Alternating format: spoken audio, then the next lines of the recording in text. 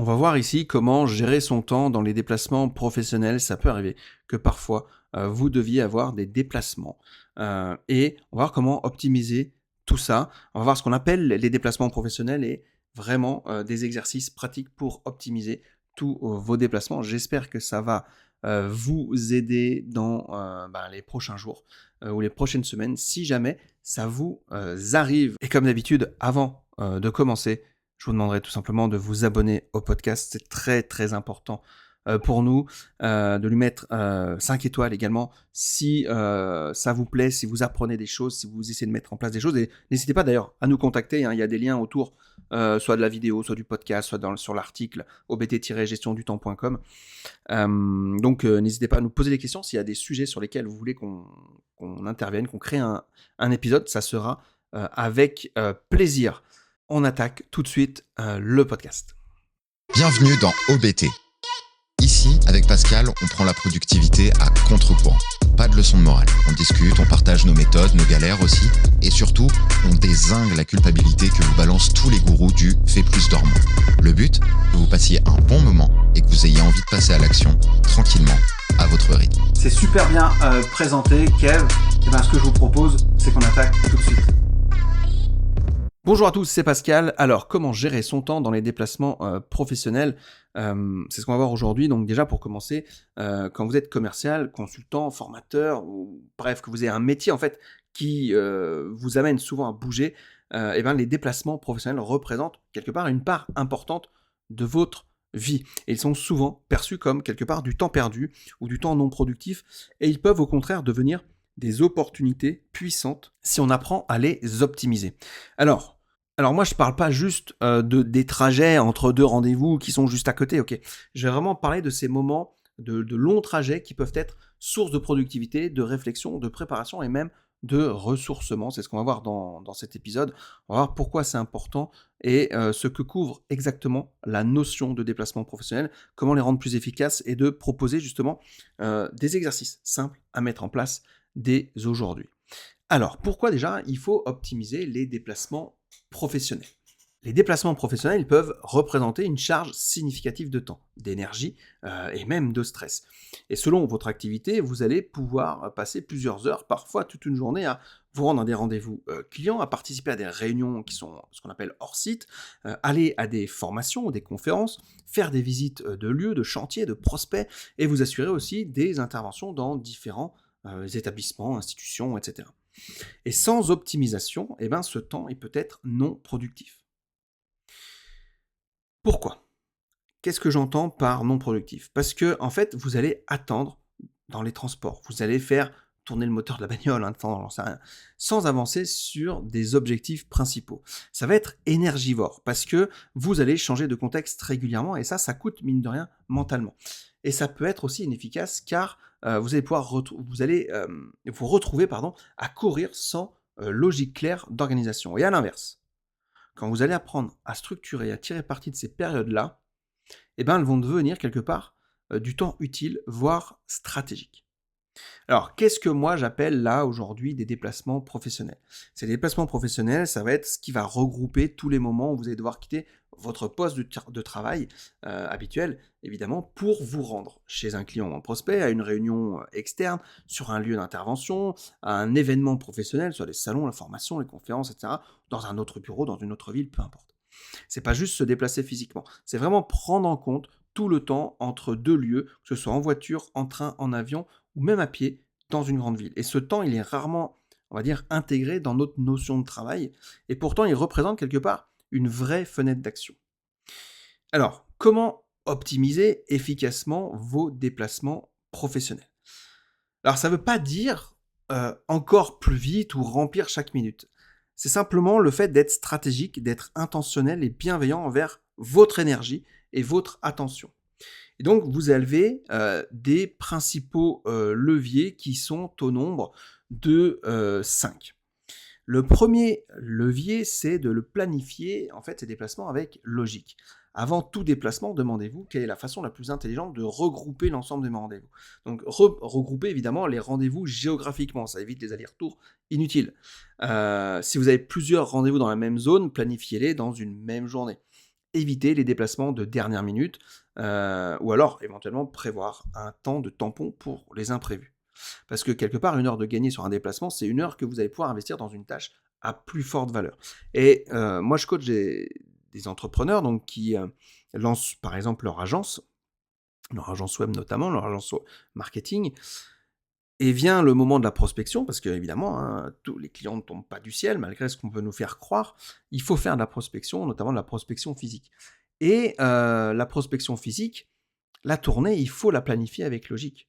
Hem, Tu vas pas aller faire un rendez-vous, dans une ville et puis ensuite un deuxième rendez-vous qui est à 30 kilomètres et puis revenir en arrière à la première ville où tu étais ou alors, aller dans, le 4e rendez-vous qui était à 10 minutes avant. Bref, il y a une planification logique à faire et c'est pour ça qu'on dit qu'il faut prospecter par secteur et tous les fanfarons qui disent: «Ouais, moi je prospecte 10-15, dans la même journée en physique et cetera». Déjà, c'est énergivore. Déjà, bravo si vous y arrivez, mais c'est super énergivore.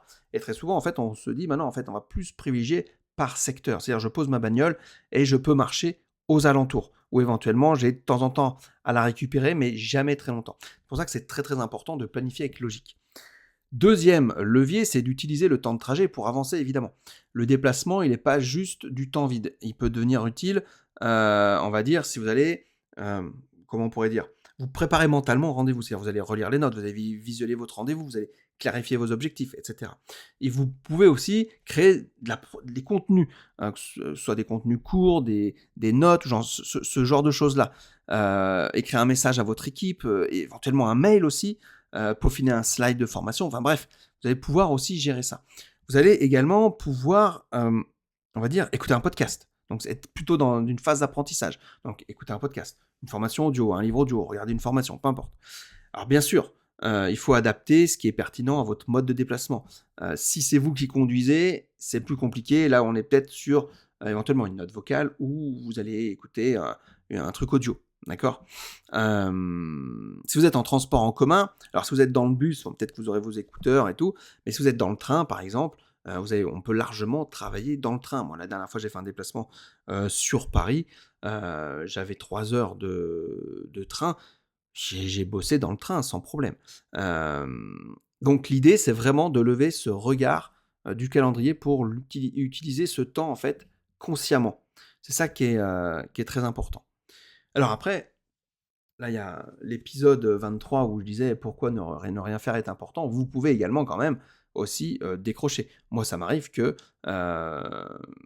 parfois, sur un temps mort, sur peut-être les. Alors, j'avais bossé pendant les 3 heures de mon TGV, mais quand je fais d'autres trajets qui sont même un peu plus longs, quand c'est un petit peu plus long, je bosse pas non plus les 4 ou 5 heures de trajet. Des fois, voilà, je laisse aussi mon esprit vagabonder, je regarde des films, etc. Ok, ou des fois, je fais rien, tout simplement.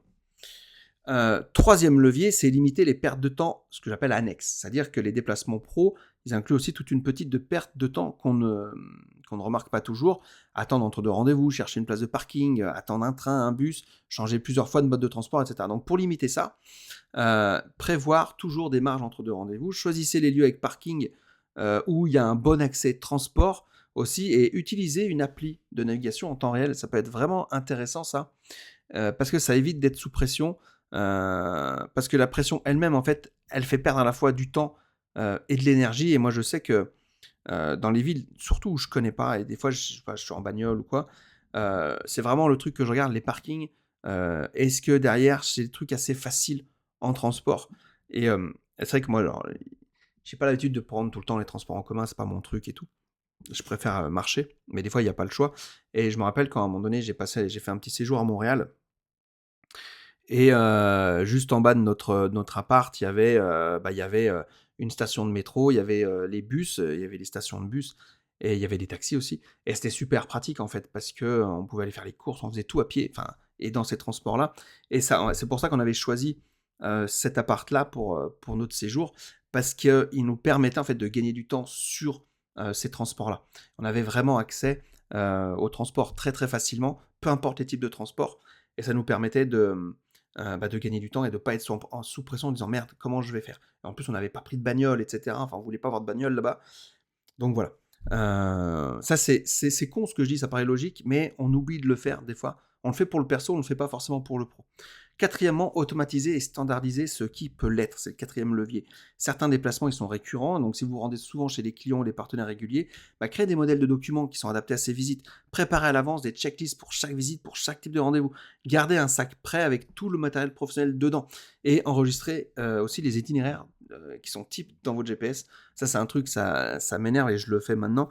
C'est que quand je vais souvent à des endroits, je mets toujours le GPS par réflexe, même si des fois je connais la route, mais je le mets toujours par réflexe. Et c'est vrai que c'est chiant quand on doit retaper tout le temps les adresses, etc. Donc voilà.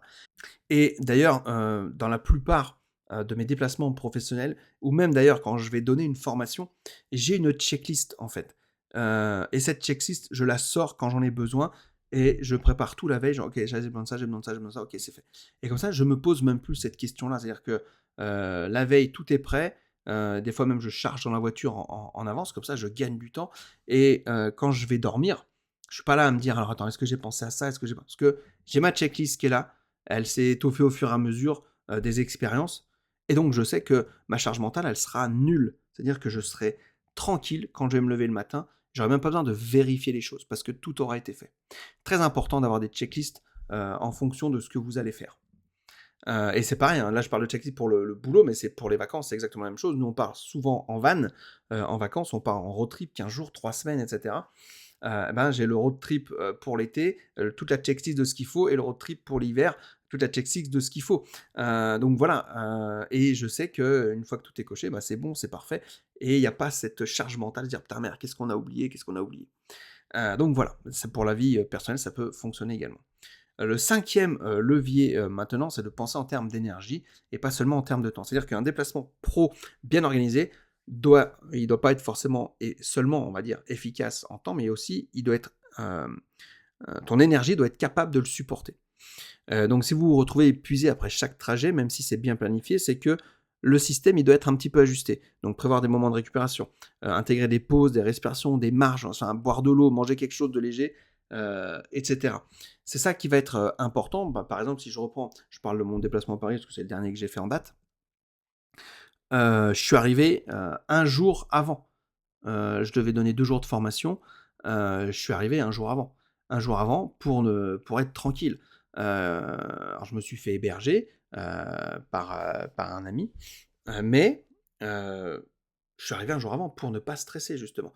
Et ensuite, c'est mon ami qui connaissait bien, qui m'a emmené la première fois pour le rendez-vous. Et ensuite, j'y suis allé le lendemain, il m'avait prêté sa voiture et j'y suis allé. Et comme ça permet en fait de désacraliser le moment, de vachement moins stresser. Donc voilà. Et je suis pas reparti le soir même, je suis reparti le lendemain. Donc en gros, j'ai fait 2 jours de formation, mais je suis parti 4 jours. Et je suis resté, en fait, je suis pas reparti le 3e jour parce que j'en ai profité pour voir d'anciens copains, d'anciens élèves aussi que j'avais quand j'étais prof de tennis. Et du coup, on a mangé ensemble et tout. Et voilà, je voulais pas cette pression-là. Et ça, je suis parti seulement le lendemain matin et hyper détendu, hyper tranquille.